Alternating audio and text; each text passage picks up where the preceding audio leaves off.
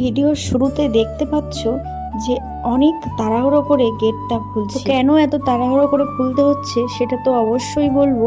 তো হ্যালো সবাইকে, আমার নতুন একটা ভিডিওতে তোমাদের সবাইকে অনেক অনেক ওয়েলকাম। আজকে সকালটা ছিল ভীষণ ব্যস্ততায়। আমি ওকে ঘুম থেকে ওঠার আগে জিজ্ঞেস করেছি যে তোমার ডিউটি কখন আসবে।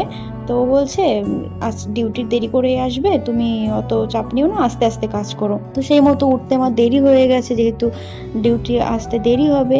তো উঠেছি দেরি করে, 8:30টার দিকে উঠেছি। ওঠার পরেই একটু ইয়োগা করবো, একটু ঘরের কাজ বাজ করে আস্তে আস্তে রান্না বান্না করবো, যেহেতু চাপ নেই। ও দেখেছে ওর 40-45 জন পেছনে ওর নাম্বার আর কি। তো সেই মতো করে ভাবছিলাম যে দেরি করেই আসবো, কিন্তু ঘুম থেকে উঠতে না উঠতেই ওর কল চলে আসে ডিউটির। তো আমি তখন কি করব? না আমার রান্না করা আছে, না আমি ঘরের কোনো কাজ করেছি, যেহেতু বাসি ঘর থেকে ডিউটিতে যাওয়া যায় না। সেজন্য কি করলাম, ফার্স্ট আমি আগে ভাত বসিয়ে দিয়েছি, তারপরে আর একটা ওভেনে আমি ডাল বসিয়েছি।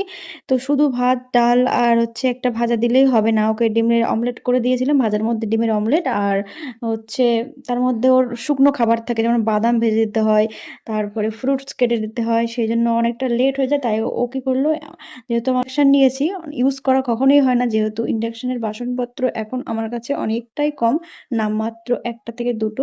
তো ও এদিক ডালটা দেখছে, তার ফাঁকে আমি কিছু ঘরের কাজও করে নিচ্ছি। তার মধ্যে ও বলছে যে আমার ভাত দাও গো, নাহলে লেট হয়ে যাবে। তো তাড়াতাড়ি করে ডালটা দিয়ে ওর ভাত দিয়ে খেয়ে রেডি হয়ে নিয়েছে। আর ওইদিকে আমার টিফিনও গোছানো হয়ে গেছে, যেহেতু খুব তাড়াহুড়োর মধ্যে কেটে গেছে। আর ও আমাকে বলছে তাড়াতাড়ি গেটটা খোলো, এই বাইরে রৌদ্র, তারপরে লেট হয়ে যাচ্ছে।